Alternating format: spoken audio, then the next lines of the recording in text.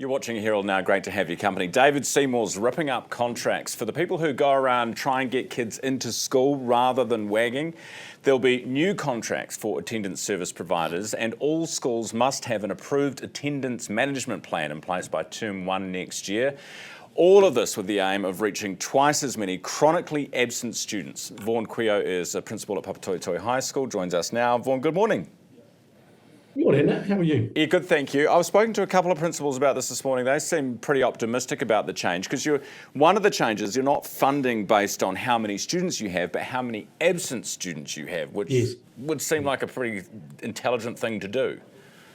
Yeah, absolutely. So there's some in-school funding where schools that have a number of socioeconomic issues that mean there's an increased number of chronically poor attending students.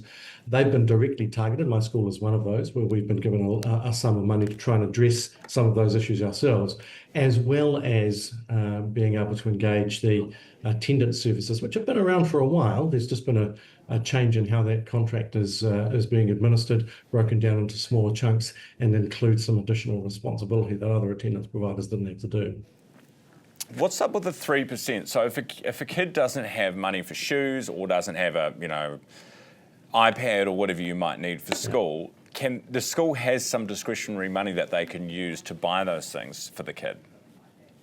Sometimes. So to say that all schools are in the position where we can just whip out and buy iPads for anyone that haven't got them is probably a bit of a stretch. But where there's a significant barrier in a situation where, take footwear, because that's an easy one. Vaughan's not coming to school and hasn't been coming to school for 6 weeks because he's too embarrassed because he hasn't got shoes.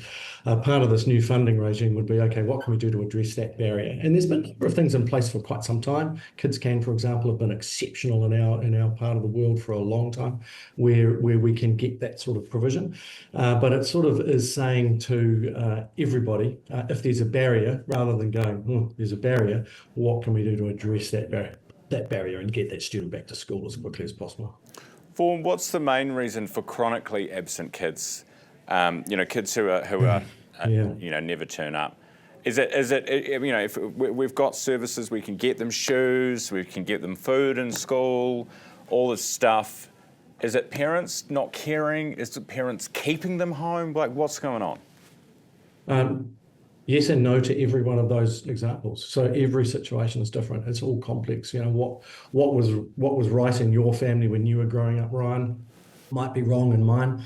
And so there's everything from, I haven't got the gear, I can't get to school. It's raining today in our community, so our attendance in our community will be lower than it normally is because the ability to get to school and home dry and not get unwell, not get people sick at home that then can't go to work. It's all very complicated. So most of it is about socioeconomic disadvantage manifesting itself one way or another. Yes, there's probably a portion of parents who probably could do better in that role, but it's not that simple. It's far more complicated and more driven by poverty and complicated circumstances than anything else. The thing, I hear you, but then how do you explain poor kids, dirt poor kids, who are at school every day? You know what I mean? Yeah, absolutely. So that's what I mean. One size does not fit all. And so what works in the house next door to me might not work in mine. So the heart to addressing chronic absenteeism is working out what Ryan's circumstances are and what we can do to help Ryan and get Ryan back to school, rather than saying it works for that guy, so it has to work for everybody else. So that's the heart of the difficulty of addressing chronic absenteeism. It's bespoke. It's not one size fits all, and you got to get to the heart of the matter. All right, Vaughan, appreciate your time this morning. Thanks for being with me. Vaughan Quio, the principal at Papatoetoe High School. It is 7 minutes after 8. Let's go to Wellington. Ferries are facing problems again.